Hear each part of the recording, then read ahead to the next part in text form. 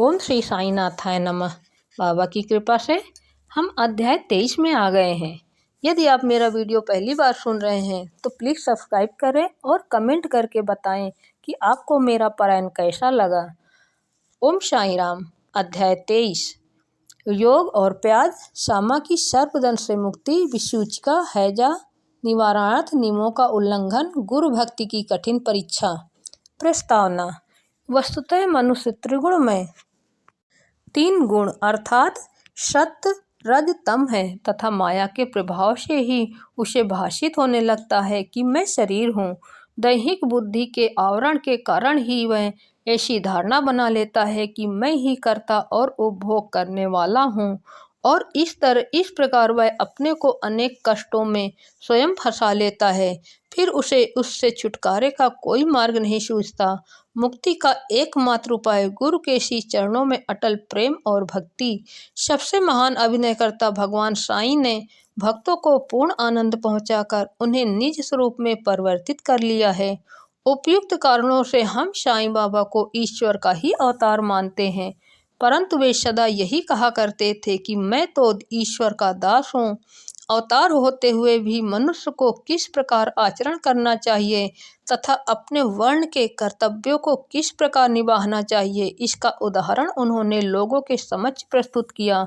जो जब जड़ और चेतन पदार्थों में ईश्वर दर्शन करता हो उसको विनयशीलता ही उपयुक्त थी। उन्होंने कभी किसी की अपेक्षा या अनादर नहीं किया। वे सब प्राणियों में भगवत दर्शन करते थे। उन्होंने यह कभी नहीं कहा कि मैं अनल हक सो अहम हूँ।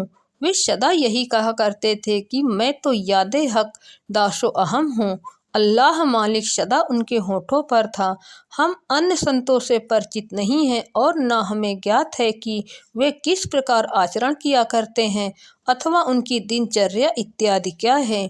इस कृपा से केवल हमें इतना ही ज्ञात है कि वे अज्ञान और बद्ध जीवों के निमित्त स्वयं अवतीर्ण होते हैं। शुभ कर्मों के परिणाम स्वरूप ही हमें संतों की कथाएं और लीलाएं श्रवण करने की इच्छा उत्पन्न होती है, अन्यथा नहीं। अब हम मुख्य कथा पर आते हैं। योग और प्याज। एक समय कोई एक योगाभ्यासी नाना साहेब चंदोरकर के साथ शिरडी आया। उसने पांतजलि योग सूत्र तथा योग शास्त्र के अन्य ग्रंथों का विशेष अध्ययन किया था, परंतु वह व्यवहारिक अनुभव से वंचित था। मन एकाग्र न हो सकने के कारण वह थोड़े समय के लिए भी समाधि न लगा सकता था। यदि साईं बाबा की कृपा प्राप्त हो जाए तो उनसे अधिक समय तक समाधि अवस्था प्राप्त करने की विधि ज्ञात हो जाएगी। इस विचार से वह शिरडी आया और जब मस्जिद में पहुंचा तो साईं बाबा को प्याज सहित रोटी खाते देख उसे ऐसा विचार आया कि यह कच्ची प्याज सहित सूखी रोटी खाने वाला व्यक्ति मेरी कठिनाइयों को किस प्रकार हल कर सकेगा। साईं बाबा अंतर्ज्ञान से उसका विचार जानकर तुरंत नाना साहब से बोले कि ओ नाना, जिसमें प्याज हजम करने की शक्ति है उसको ही उसे खाना चाहिए, अन्य को नहीं। इन शब्दों से अत्यंत विस्मित होकर योगी ने साईं चरणों में पूर्ण आत्मसमर्पण कर दिया। शुद्ध और निष्कपट भाव से अपनी कठिनाइयां बाबा के समक्ष प्रस्तुत कर उनसे उनका हल प्राप्त किया और इस प्रकार संतुष्ट और सुखी होकर बाबा के दर्शन और उदी लेकर वह शिरडी से चला गया। सामा की सर्पदंश से मुक्ति। कथा प्रारंभ करने से पूर्व हेमांड पंत लिखते हैं कि जीव की तुलना पालतू तोते से की जा सकती है, क्योंकि दोनों ही बद्ध हैं, एक शरीर में तो दूसरा पिंजड़े में। दोनों ही अपनी बद्धावस्था को श्रेयस्कर समझते हैं, परंतु यदि हर कृपा से उन्हें कोई उत्तम गुरु मिल जाए और वह उनके ज्ञान चक्षु खोलकर उन्हें बंधन मुक्त कर दे तो उनकी चेतना का स्तर उच्च हो जाता है, जिसकी तुलना में पूर्ण संकीर्ण स्थिति सर्वथा तुच्छ ही थी। गत अध्याय में किस प्रकार श्री मिरीकर पर आने वाले संकट की पूर्व सूचना देकर उन्हें उससे बचाया गया, इसका वर्णन किया जा चुका है। पाठक वृंद अब उसी प्रकार की एक और कथा श्रवण करें। एक बार सामा को विषधर सर्प ने उसके हाथ की उंगली में डस लिया। समस्त शरीर में विष का प्रसार हो जाने के कारण वे अत्यंत कष्ट का अनुभव करके क्रंदन करने लगे कि अब मेरा अंतकाल समीप आ गया है। उनके इष्ट मित्र उन्हें भगवान विठोबा वीरभद्र के पास ले जाना चाहते थे, जहाँ इस प्रकार की समस्त पीड़ाओं की योग्य चिकित्सा होती है।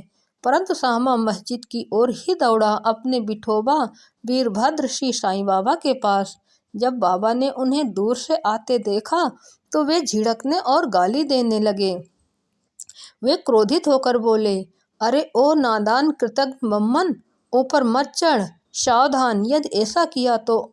फिर गर्जन करते हुए बोले, हट, दूर हट, नीचे उतर। श्री साईं बाबा को इस प्रकार अत्यंत क्रोधित देख सामा उलझन में पड़ गया और निराश होकर सोचने लगा कि केवल मस्जिद ही तो मेरा घर है और साईं बाबा मात्र असहायों के आश्रयदाता हैं, और जब वे ही इस प्रकार मुझे यहाँ से भगा रहे हैं तो अब मैं किसकी शरण में जाऊँ। उसने अपने जीवन की आशा ही छोड़ दी और वहीं शांतिपूर्वक बैठ गया। थोड़े समय के पश्चात जब बाबा पूर्ववत शांत हुए तो श्यामा ऊपर आकर उनके समीप बैठ गया। तब बाबा बोले, डरो नहीं, तिल मात्र भी चिंता मत करो, दयालु फकीर तुम्हारी अवश्य रक्षा करेगा। घर जाकर शांति से बैठो और बाहर ना निकलो। मुझ पर विश्वास और कर निर्भय होकर चिंता त्याग दो। उन्हें घर भिजवाने के पश्चात ही पीछे से बाबा ने तात्या पाटिल और काका साहेब दीक्षित के द्वारा यह कहला भेजा कि वह इच्छा अनुसार भोजन करे, घर में टहलते रहे, लेटे नहीं और न शयन करे। कहने की आवश्यकता नहीं कि आदेशों का अक्षरशः पालन किया गया और थोड़े समय में ही वे पूर्ण स्वस्थ हो गए। इस विषय में केवल यही बात स्मरण योग्य है कि बाबा के शब्द हट, दूर हट, नीचे उतर श्यामा को लक्ष्य करके नहीं कहे गए थे, जैसा कि ऊपर से प्रतीत होता है, वरन उस सांप और उसके विष के लिए ही यह आज्ञा थी, अर्थात श्यामा के शरीर में विष न फैलाने की आज्ञा थी। अन्य मंत्र शास्त्रों के विशेषज्ञों की तरह बाबा ने किसी मंत्र या मंत्रोक्त चावल या जल आदि का प्रयोग नहीं किया। इस कथा और इसी प्रकार की अन्य कथाओं को सुनकर श्री साईं बाबा के चरणों में यह दृढ़ विश्वास हो जाएगा कि यदि माया युक्त संसार को पार करना है तो केवल श्री साईं चरणों का हृदय में ध्यान करो। हैजा महामारी विसूचिका। एक बार शिरडी में विसूचिका के प्रकोप से दहल उठी और ग्रामवासी भयभीत हो गए। उनका पारस्परिक संपर्क अन्य गांवों के लोगों से प्रायः समाप्त सा हो गया। तब गांव के पंचों ने एकत्रित होकर 2 आदेश प्रसारित किए। प्रथम, लकड़ी की एक भी गाड़ी गांव में न आनी दी जाए। द्वितीय, कोई भी बकरे की बलि न दें। इन आदेशों का उल्लंघन करने वाले को मुखिया और पंचों द्वारा दंड दिया जाएगा। बाबा तो जानते ही थे कि यह सब केवल अंधविश्वास ही है और इसी कारण उन्होंने पंचों के आदेशों की कोई चिंता न की। जब ये आदेश लागू थे तभी एक लकड़ी की गाड़ी गांव में आई। सबको ज्ञात था कि गांव में लकड़ी का अधिक अभाव है, फिर भी लोग उस गाड़ी वाले को भगाने लगे। यह समाचार कहीं से बाबा के पास पहुंच गया। तब वे स्वयं वहां आए और गाड़ी वाले से गाड़ी मस्जिद में ले चलने को कहा। बाबा के विरुद्ध कोई चूट चपाट तक भी न कर सका। यथार्थ में उन्हें धूनी के लिए लकड़ियों की अत्यंत आवश्यकता थी और इसीलिए उन्होंने वह गाड़ी मोल ले ली। एक महान अग्निहोत्री की तरह उन्होंने जीवन भर धूनी को चैतन्य रखा। बाबा की धूनी दिन रात प्रज्वलित रहती और इसीलिए वे लकड़ियां एकत्रित करके रखते थे। बाबा का घर अर्थात मस्जिद सबके लिए सदैव खुली थी, उसमें किसी ताले चाबी की आवश्यकता न थी। गांव के गरीब आदमी अपने उपयोग के लिए उसमें से लकड़ियां निकाल भी ले जाया करते थे, परंतु बाबा ने इस पर कभी कोई आपत्ति न की। बाबा तो संपूर्ण विश्व को ईश्वर से ओतप्रोत देखते थे, इसीलिए उनमें किसी के प्रति घृणा या शत्रुता की भावना न थी। पूर्ण विरक्त होते हुए भी उन्होंने एक साधारण गृहस्थ का उदाहरण लोगों के समक्ष प्रस्तुत किया। गुरु भक्ति की कठिन परीक्षा। अब देखिए दूसरे आदेश की भी बाबा ने क्या दशा की। वह आदेश लागू रहते समय कोई मस्जिद में एक बकरा लाया था। वह अत्यंत दुर्बल, बूढ़ा और मरने ही वाला था। उस समय मालेह गांव के फकीर पीर मोहम्मद उर्फ बड़े बाबा भी उनके समीप ही खड़े थे। बाबा ने उन्हें बकरा काटकर बल चढ़ाने को कहा। श्री साईं बाबा बड़े बाबा का आदर किया करते थे, इस कारण वे सदैव उनके दाहिनी ओर ही बैठा करते थे। सबसे पहले वे ही चिलम पीते और फिर बाबा को देते, बाद में अन्य भक्तों को। जब दोपहर को भोजन परोस दिया जाता तब बाबा बड़े बाबा को आदरपूर्वक बुलाकर अपने दाहिनी ओर बिठाते और तब सब भोजन करते।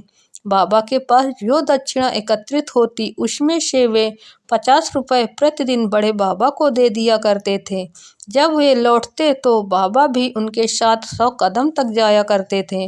उनका इतना आदर होते हुए भी जब बाबा ने उनसे बकरा काटने को कहा तो उन्होंने अस्वीकार कर स्पष्ट शब्दों में कह दिया कि बलि चढ़ाना व्यर्थ ही है। तब बाबा ने सामा से बकरे की बलि के लिए कहा। वे राधा कृष्ण माई के घर जाकर एक चाकू ले आए और उसे बाबा के सामने रख दिया। राधा कृष्ण माई को जब कारण का पता चला तो उन्होंने चाकू वापस मंगवा लिया। अब सामा दूसरा चाकू लाने के लिए गए, किंतु बड़ी देर तक मस्जिद में न लौटे। तब काका साहेब दीक्षित की बारी आई। वह सोना सच्चा तो था, परंतु उसको कसौटी पर कसना भी अत्यंत आवश्यक था। बाबा ने उनसे चाकू लाकर बकरा काटने को कहा।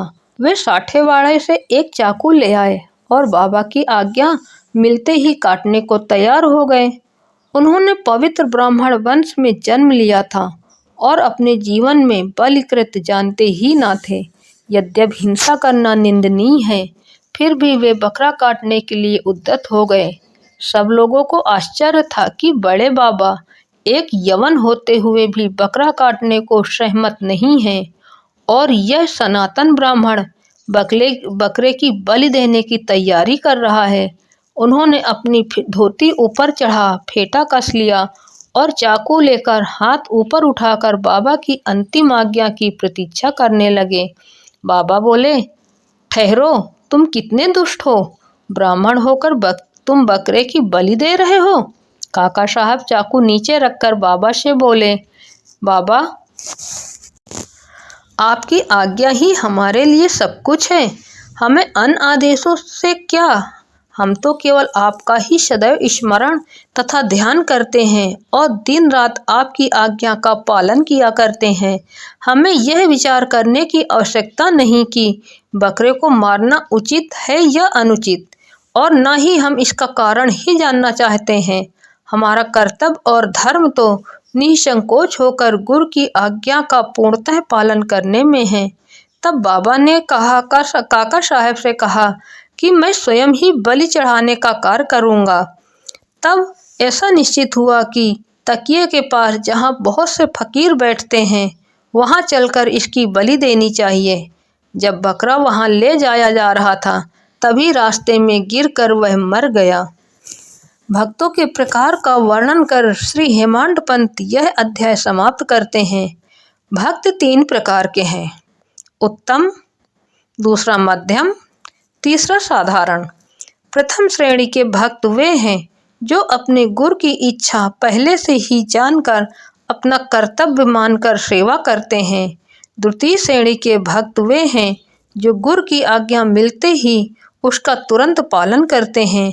तृतीय श्रेणी के भक्त वे हैं जो गुरु की आज्ञा सदैव टालते हुए पग पग पर त्रुटि किया करते हैं। भक्तगण यदि अपनी जागृति बुद्धि और धैर्य धारण कर दृढ़ विश्वास स्थिर करे तो निसंदेह उनका आध्यात्मिक ध्येय उनसे अधिक दूर नहीं है। श्वासोच्छ्वास का नियंत्रण, हठ योग या अन्य कठिन साधनाओं की कोई आवश्यकता नहीं है। जब शिष्य में उपयुक्त गुणों का विकास हो जाता है और जब अग्रिम उपदेशों के लिए भूमिका तैयार हो जाती है तभी गुरु स्वयं प्रकट होकर उसे पूर्णता की ओर ले जाते हैं। अगले अध्याय में बाबा के मनोरंजक हास्य विनोद के संबंध में चर्चा करेंगे। श्री सद्गुरु साईनाथार्पणमस्तु। शुभम भवतु। ओम श्री साईं यशः काय शिरडी निवासने नमः। बोलो अनंत कोटि ब्रह्मांड नायक राजाधिराज योगी राजपाल ब्रह्मा श्री सच्चिदानंद सद्गुरु साईनाथ महाराज की जय। बाबा साईं सबकी भली करें।